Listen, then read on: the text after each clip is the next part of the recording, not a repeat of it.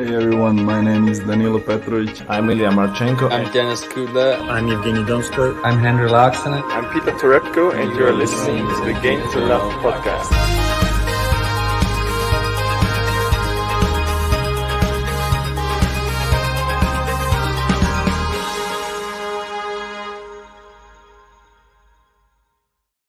Hey, welcome back, tennis fans. Here we are for a podcast to discuss what I'm considering some quite disgusting behavior on a tennis court. We've had Alex Zverev. He's been disqualified from Acapulco. He was deciding to play the doubles in this tournament as well. He was playing with Melo. He had a match against Glasspool from the UK and Helio Vala. There was a contentious decision that didn't go his way or his team's way. And then at the end of the match, he decided to smash his racket against the umpire's chair, nearly hitting the umpire, or maybe even slightly hitting the umpire, but causing other players to dive out the way of the racket.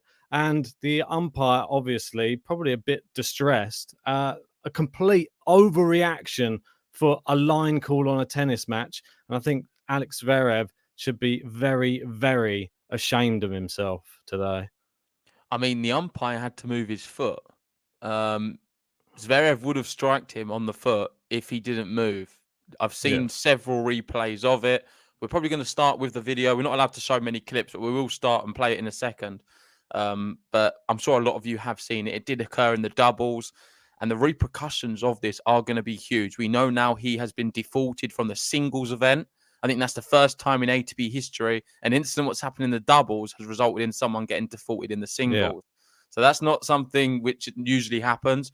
But then saying that, I can't think of any incident where I've seen a player act in such a violent and aggressive way towards one of the officials, in this case, the umpire.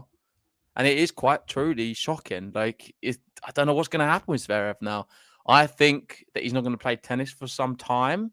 It's going to take a while. We've heard from Zverev. We're going to go through his statement later on for those who haven't seen it. And yeah, let's just play the clip anyway. Yeah, I mean, I'm massively disappointed. There. Yeah, we do. Let's take us through this. As you can see here, he comes up, he smashes the chair multiple times, and you can see I put it into a slow motion.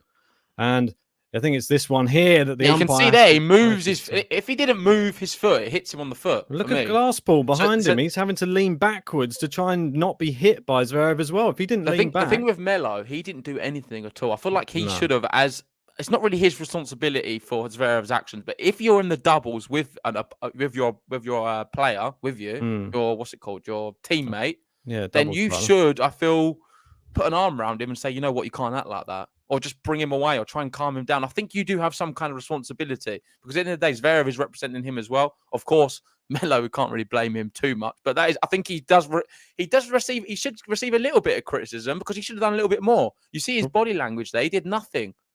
We've seen it. Well, no one did anything. And I think it's almost like Zverev seems like he's bigger than everybody else on the court at that time. He's just... Do what you want. Like it didn't go my way, and I'm going to try and put this into perspective for everybody because there's going to be people coming out trying to defend him, probably in some sort of way, shape, or form.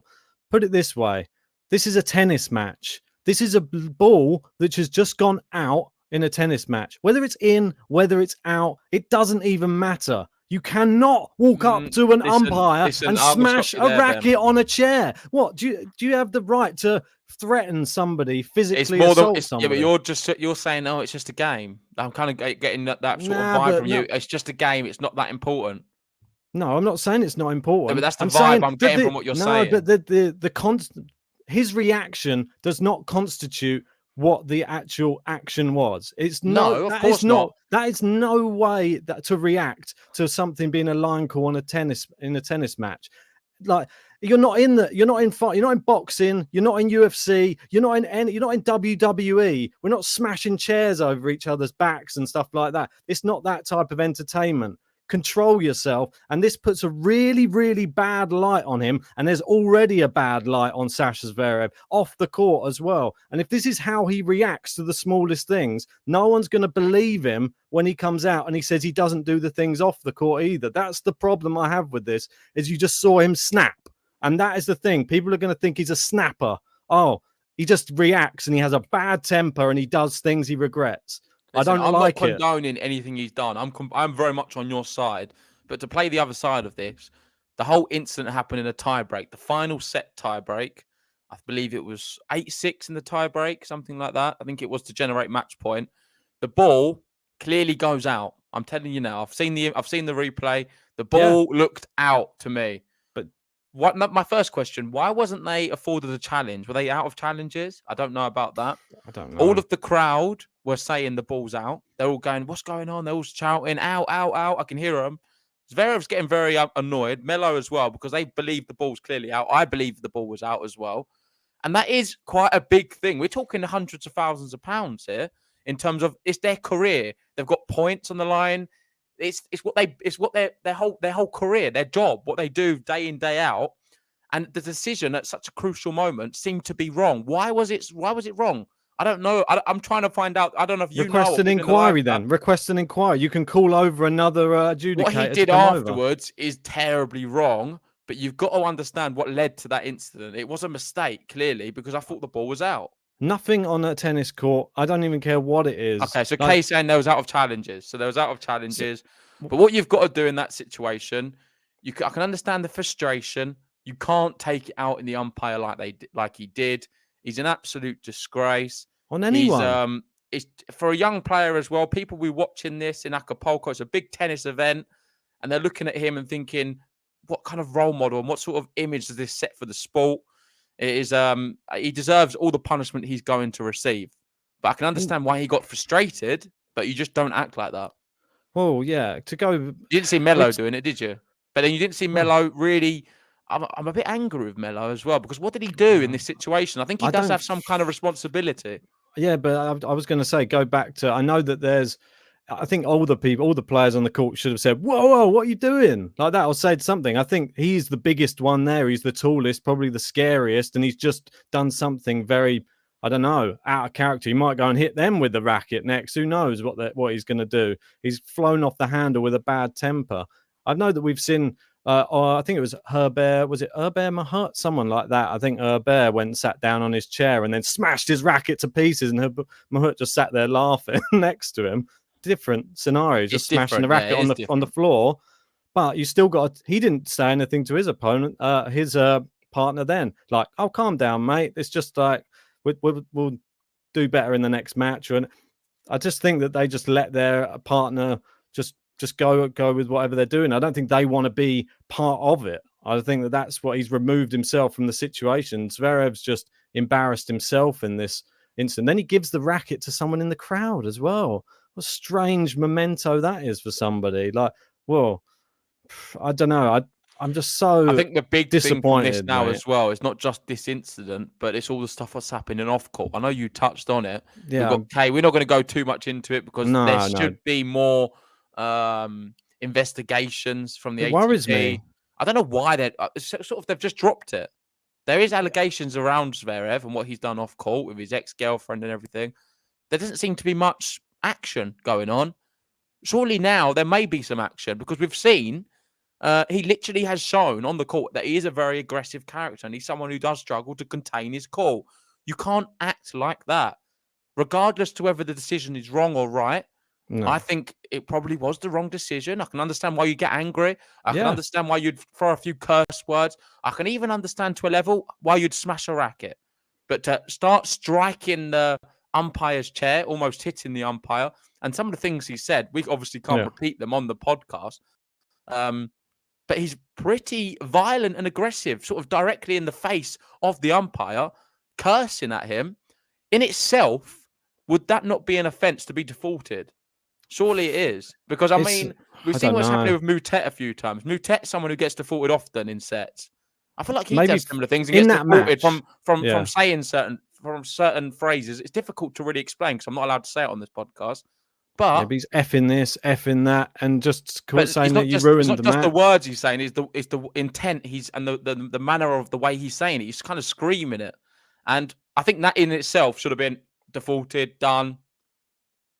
I don't understand the initial outburst there. You saw it. He It's comes difficult because over it was to after the match, wasn't it? But I don't Yeah, think you 'cause- can you default no. someone after the matches after they've just lost. In theory, yeah, it's pointless because they've just lost. Exactly. But the way he came over to the net and then he walked to the umpire's chair, did that. Then he went and sat down for about 3-4 seconds and he got up again and he struck the umpire's chair again. I mean, I Yeah. cut that little section Yeah, down. I saw that bit. Yeah. Yeah, he got back up again and did it again. Like, that's not somebody who's just thought, oh no, wow, what have I just done? He's still seething. And it's just, I get it. Like, you've just lost a tennis match and it was unjust and everybody has the right to have a go, maybe.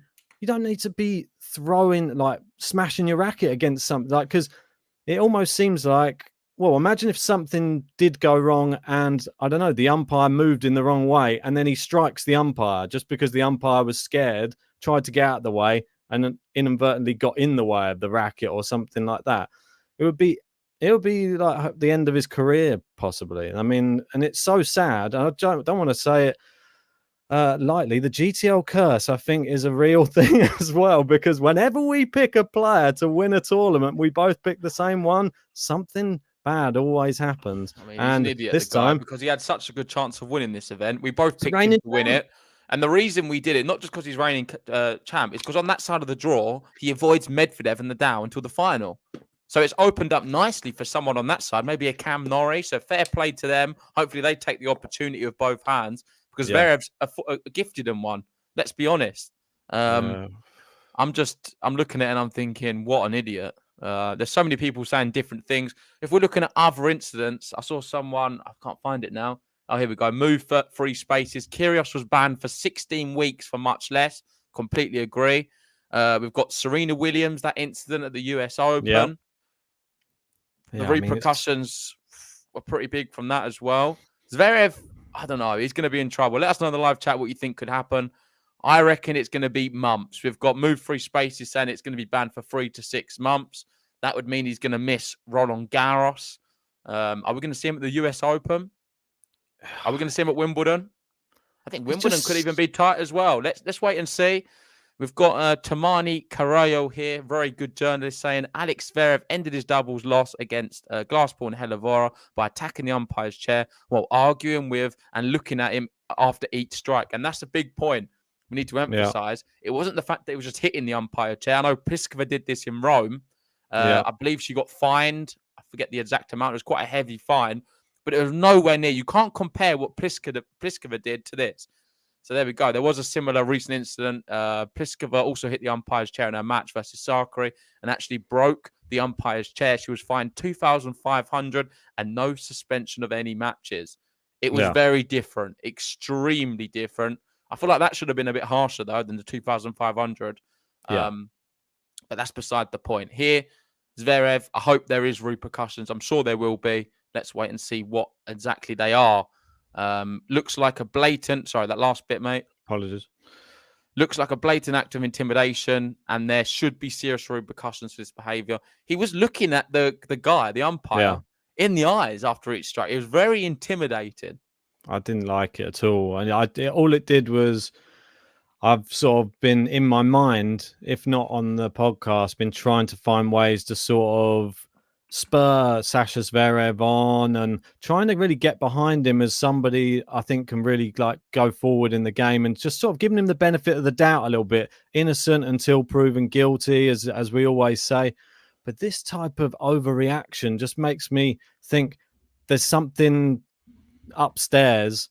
Like, people have that switch that sometimes goes, and I think he might be one of them, unfortunately. And when it goes, I remember you picked him for the US Open, didn't you? After the Olympics. Is that right? I remember you saying that you thought, because you was talking about Andy Murray, how he did that, and then he won the Olympics. You kept alluding to the fact that Zverev could do it. We've got Sir Edgar. He's also saying, I thought Zverev is a different man after winning the Olympics. Turned out a disappointment so far. I'm so disappointed, mate. I'm literally like, that's the whole thing. You did try really to get behind him. I've never been a big fan of him, as much as maybe you are. Well, he won the World Tour finals as well. We can't forget that. It's so recent. And he looked like he may have turned the corner with the confidence side of things. It's just this now has just put like this element of doubt in my mind on his character. And that's just like when you see this type of thing, it always just makes me think, is that how he reacts with everything in his life now? Is he that much of a hothead and he's just been putting a lid on it? He's shown his cards, mate. And that's it. Like the worm's shown his fangs, isn't that what they say, so to speak? Yeah. There's a few sayings. I can't think of them all now. God, What's the one where he shows his face? The devil? I don't know. I don't want to call him the devil. We've got the Midnight Woodsman saying, "Where's this intensity from him deep in a fifth set match at a major? Where's this intensity when he's playing a top 10 player in a major? Listen, he should harness this anger he has within into producing better tennis. Clearly, he's not able to do that, and right now he's just a bit of a fruit loop. Why is he playing doubles as well? I don't know what this. None of it makes sense to me. I don't know what your issue is with him playing doubles. No, but I don't think he should be. Why? I think that. Of course, he can play just doubles. think he should focus. His main focus. He can play doubles. I think it's fine to play doubles and singles. Well, is it fine? Because it seems that the scheduling's completely screwed him over. If he wasn't playing the doubles, maybe he'd have enough. Maybe he'd have enough sleep. Maybe he wouldn't be such a hothead if he did have enough sleep. We don't know. Okay, well, let's talk about that. I'm glad you're speaking about that. Let's talk about the scheduling because that's another topic we've got for this podcast. For those who don't know, he did play Brooksby. Apologies if we get the time a bit mixed up. In an incredible long match, which was the latest ATP match ever in history. It finished at about 5 o'clock in the morning. Oh, it's mad. I don't know if you've got the tweet. It was incredible. Which this is a statement. Apologies. I'm not sure which one. Was it this? Apologies. I don't know if I've got that tweet. I'll have to try and find it. No worries. Well, we'll get that one up. Let me see if I can find it. Here we go. I've got it. 1 second. Just add that on. But he did play a match the night before. It finished at 5:30 a.m. After he had the media warm down and everything. He had no sleep, and then he didn't want to let down his best mate who had travelled to Mexico just to play. We know Pavi G. He's a big Djokovic fan. Let's take what he says with a pinch of salt to begin with.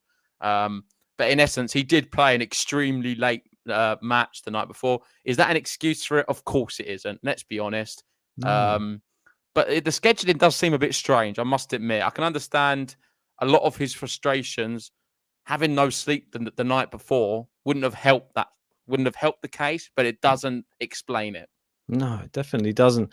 There's part of me. I mean, I would love to see Sasha Zverev doing well on the singles, like in the singles tour. That's what should be his main focus for me. Fair enough. If you've got time to play doubles, then great. But I think he needs to focus really on trying to get close to world number one and trying to win Grand Slams and trying to get as much focus on his singles game as possible because he's not there yet. He is one of the best in the world, but he's not there yet. And he's behind the likes of Medvedev, Nadal, Djokovic, and he's never going to close the gap if he doesn't make that his main focus. I don't think he should be playing doubles. That's my personal opinion. I see no issue with him playing doubles, Ben. Let's be honest. I feel like the scheduling could have been a little bit better, but that is the cards he's been dealt. He's had to play that match. If you're unable to do it and control your temper, shouldn't have played the singles. Should have pulled out and said he can't handle it, or pulled out of the doubles. Said, "Sorry, mate. I'm going to lose my temper and try and strike the umpire if I play this, so I'm not going to do it." Maybe he's an adult. He's not a kid anymore. We've got John in saying what was extremely awkward seeing Melo as it all unfolded. I've already said I think Melo could have done a little bit more. I know not everyone agrees with me. Well, maybe I'm going to throw this in the mix. I know it's only speculation. Maybe Melo's seen what he's capable of. Maybe Melo's been there on occasions when it's to happen before, and he thinks, I don't want any part of that, thanks. I don't know. If he's that good of friends with him. Then surely, if he has seen part of it, that's more of a reason to him to step in. Maybe he's scared. Oh, come on. What? He's 6'6". You kidding? I don't know. Let's let what people think about that. We've got John saying he let his friend down big time, so this is just BS. Yeah, agreed. Let's move on to the next one anyway, because Zverev has spoken about this recently, about an hour ago now on Instagram. And he said, it's difficult to put into words how much I regret my behaviour during and after the doubles match yesterday.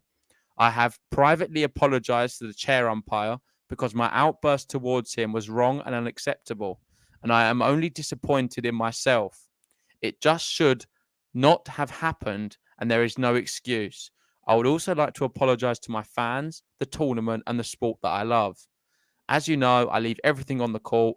Yesterday, I left too much. I'm going to take the coming days to reflect on my actions and how I can ensure that it will not happen again. I am sorry for letting you down. I think he's going to have a little bit more than the coming days to reflect. We could be talking about the coming months / weeks / maybe a year. I don't know how long it's going to be, but there needs to be some severe repercussions because the ATP need to put their foot down and make an example of this behaviour and say, you know what, this is not tolerated at all. There's no place in it whatsoever. The worst part about the whole thing is all the stuff happening off the court with him. Surely now, this is just opening up them allegations more because more people are going to start talking about it. And he's done himself no favours. He's acted like a brain-dead, spoilt brat with this whole thing. He shouldn't have done it. There's lacking some kind of intelligence. If you've got allegations about you about something, you don't try and show why the allegations could be true. If you don't want, listen, if that was me and the allegations were about me, I would keep my head down and I'd feel very bad about it because maybe it happened, maybe it didn't, but you just don't want people talking about it. So you do everything out your way. I'd probably even be a bit faker in public and just be extra nice. I'd probably give them my tennis bag every match, kid in the stand, just to make everyone like me even more. You wouldn't do what he's done. It just doesn't make sense. That's what I mean. When certain people are wired, but when certain people are wired a certain way, and you see this, mate. I've watched too many of these crime documentaries and too many of those ones with detectives where they're like, I just know what buttons to push on this person, and we're going to see them switch. You watch 1 second because they're just putting on a facade and that type of thing. And it could be like that. I'm hoping that I'm wrong. Don't get me wrong. I'm hoping that this is just an outburst and he's just going to learn from it and we'll just see the best ever Sasha Zverev that we've ever seen, the most polite and all of that, with still intensity on court. But I'm just so worried now that people are just going to assume that is him in a nutshell now. Because if you push his buttons, going to see an outburst. I hope that's not the case though. Yeah, we've got the Midnight Woodsman coming in saying, in defense of Melo, it probably felt like it happened very fast in real time, and if you've never been in that situation before, you can be stunned into passiveness. I understand that. I'm sure we've all been in situations where something's happened very quickly. You've not really known how to act. Not everyone's someone who jumps to the rescue. Some people could just be a bit stunned, and I can understand that. Maybe that was the case. It's a valid point for sure.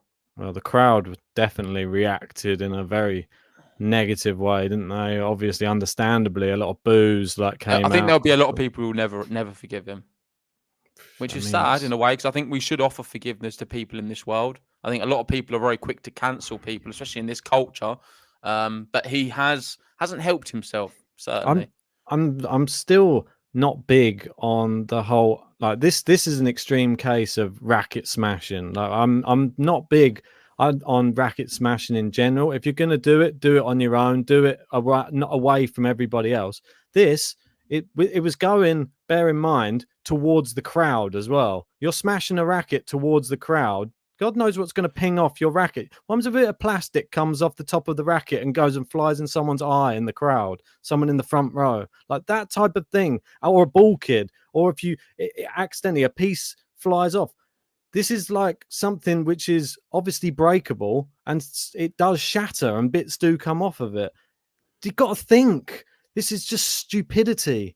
That's all it is. And you're not thinking about all of the possible eventualities that can happen from just a moment of madness. You've just got to really keep a lid on it. And that goes for the same when it happened with Djokovic as well. Remember when he smashed against the net post that time? And I thought, that's very risky, because imagine if a bit of throw come off, hit a ball kid. And it's the same for a lot of those players. Be so careful. If you're going to do it, And saw Djokovic in that US Open final when he went to go and do it and the ball kid ran past and he went, whoa, I'm not going to smash it now. Yeah. Stuff like that, it worries me, man. There's kids. I don't think you can do what if too much because otherwise we'll always be like that in life. But I understand what you're saying. Definitely, they need to take more responsibility, tennis players, for what can happen after smashing a racket, or in this case, striking the chair of an umpire.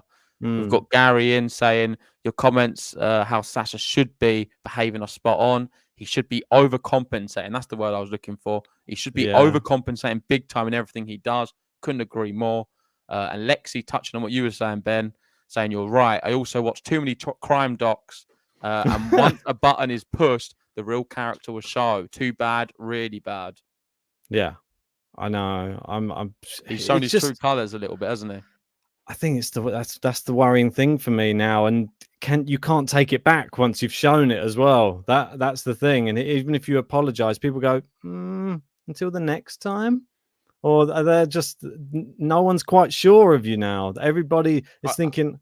Are you at least happy he's put this statement out instantly? Oh, what do you make definitely. of the statement? I think I'm glad he's faced it straight on. I've seen in the past with incidents, not even just tennis, but football as well. You see players take a few days. I don't like that. I hate it. I think it shows a lack of remorse for your actions. I think it's important to get a statement out instantly. So I respect him for that. But then really it's just words to me. I like what he said in this statement, but it's very difficult to do the extremity of what he's done and then just say, oh, I'm sorry now. It's going to take a while. Do you know what I mean? I think the cuts are still raw.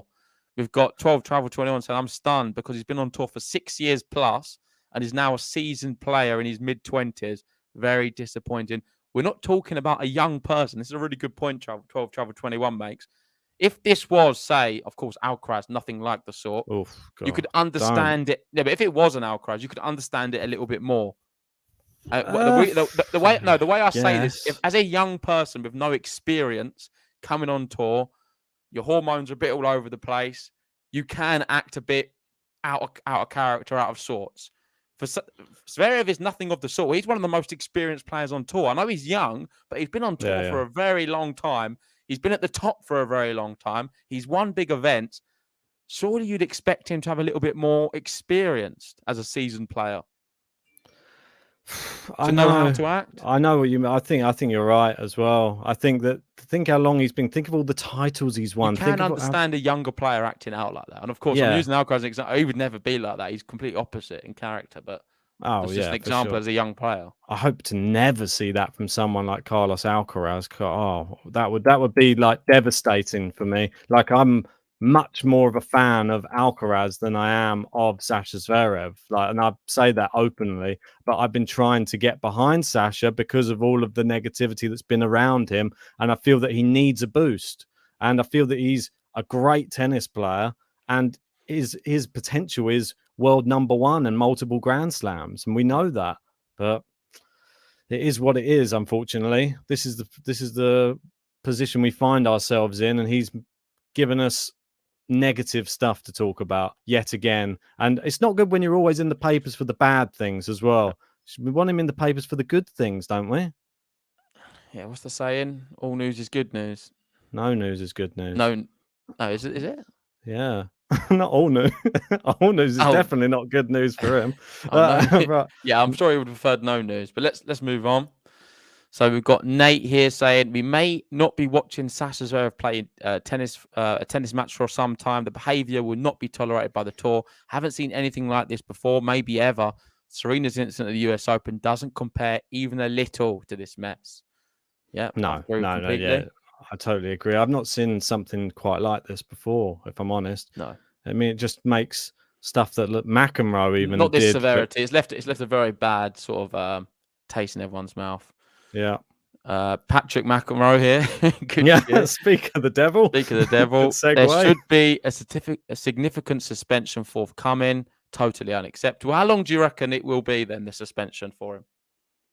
I reckon we know there's going to be a fine.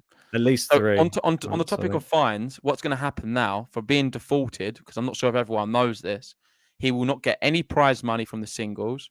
He will not get any prize money. So all the money he's made, he will not receive. So from the singles and doubles, he then will have to pay for all of the expenses, so the travel, hotel, out of his pocket, and then he'll have to pay a fine on top. So this has been a very costly trip to Mexico. Yeah, it's been a very, very but I think he's got enough money in reserve after winning the World Tour It'd have been better off finals. going to a nice beach in Mexico, 2 weeks, all-inclusive hotel, and just chilling there. He would have spent less money than he has going to the tennis event to try and make money. Who knows? Might have smashed up the bar or something. I don't know. Hopefully not, though. Lady sunbathing. Like a deck chair. Flip the chair. Around. Yeah, that's it. Chucks it in the pool. Who knows? Yeah, next one. Right, yep. I think this is Pavi G again. Oh, that's the Pliskova one. Yeah, sorry. One. So this is the last one I wanted to talk about. Of course, on a more positive note, Rafael Nadal did win his match, continuing his best ever start to a season, Ben.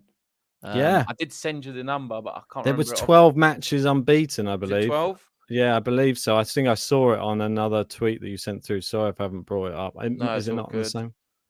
It's not on there, but I definitely did. I saw 12. I definitely saw 12. I swear. Okay, yeah, here we go. I've got it.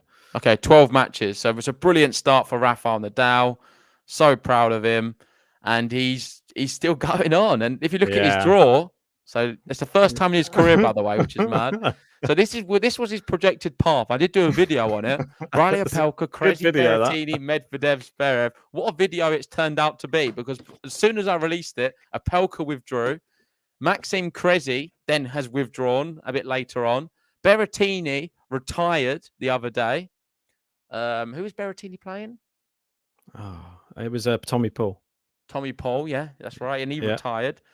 Medvedev, he's still in the draw, so he's still good play here. He's going to lock himself in a room, I think, just to make sure he doesn't have anything bad happen to him. Zverev, he was set to play him again. He was supposed to play him in the Australian Open. He went out to Shapovalov. Now he's been defaulted from this event. So Rafa getting the luck of the draw at the moment.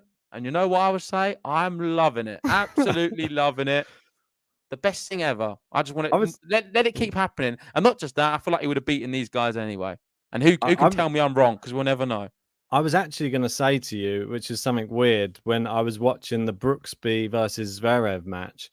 I thought it was an incredible match, by the way. That's why I'm so disappointed that Zverev this has happened to him, because I think he really showed. Well, Brooksby was amazing as well, but the courts are playing very, very slow, and it suits Rafa down to the ground. And if you watch his match against Kudla last night, he doesn't make those courts look slow. He hits some massive winners off them as well, and I just think this is set up for Rafa, this tournament. The courts are playing Rafa's way. He was talking how difficult his draw was. Oh, it's going to be really tough, playing some good players in form. Riley Opelka, he's smashing up all of the events. He won, does it Dallas and then Del Rey?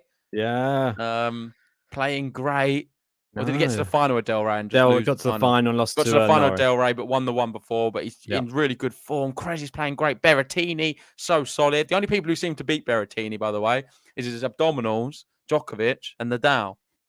They're the three people who can beat Djokovic. Because I don't know if you saw him. He pointed to his abdominals. Yeah. Abdominals. That could be the new. That's going to be tough to fit in some lyrics, that one. Maybe I'll do one for Rafa. What is it? D-A-N. Dan. Let's call it Dan.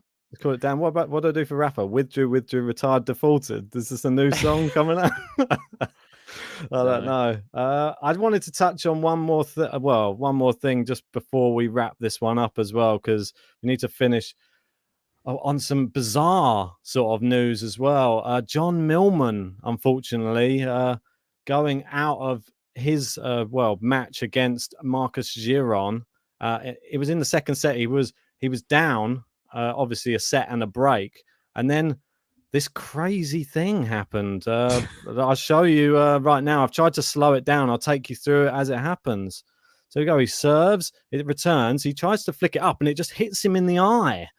Look, as you can see there, I've just tried to slow it down. I zoom in one more here. Look, he flicks it round. Oh, right in the eye. And then after that, you can see his reaction. Oh, he's like drops his racket. He's down on the floor. He was saying, like, he holds his hand up and he says, sorry, bro. bro, he's like, I'm in a bad way. I'm in a bad way. I'm gonna have to have a medical. And he's like, no, don't worry about it. Don't worry. He's like, Giron's like, don't worry, it's fine, like that. And he's like, oh no, I'm so sorry. And he was like, I mean, it doesn't look writhing. that bad, but it generally is. I don't know if anyone's ever been hit in the eye before, but when you're not Yeah, I expecting have. something, it hits you sort of straight in the eye. It can With be the quite a squash ball. painful. Oh wow, that sounds really bad. Worse. Smaller. Surprised I'm not blind.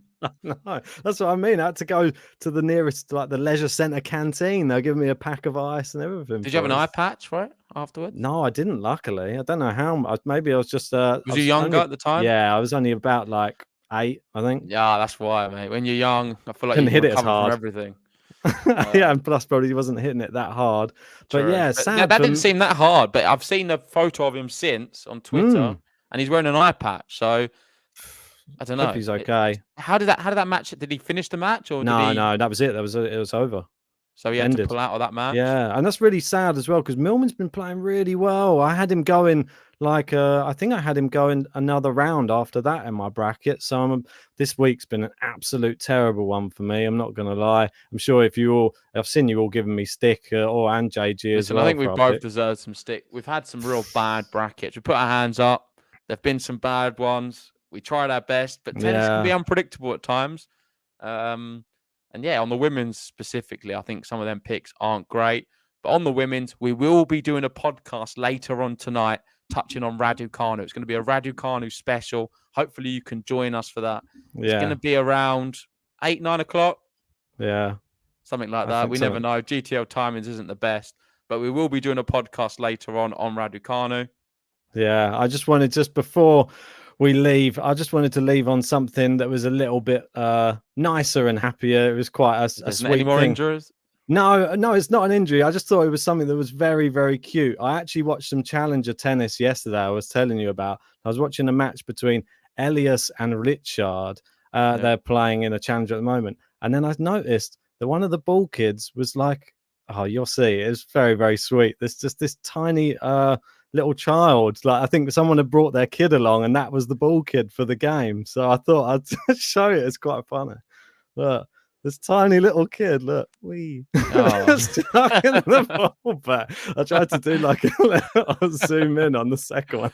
It's a tiny little kid. Look how small they are. And then the thing is, the dad at the side. You do see that a lot in challenges, and I love it. Know, I'm all for it. Let's see more of it, even if it takes the kid a bit longer. I hate it when players get impatient with them. Just give the kid a break. Like, it's all part of the fun, and they're going to remember this for forever. And you never know, they could grow up to be the next Rafael Nadal, Novak Djokovic, or Federer. So respect them while they're a little kid throwing the ball back. Definitely right. Right, let's wrap this up, mate. Anyway, as usual, hit a like on the video, subscribe if you're new, and join us for, I think Djokovic is starting in a minute. So join us for that, and then join us later on for Raducanu, an update on her. Yeah, see you guys soon. Bye-bye.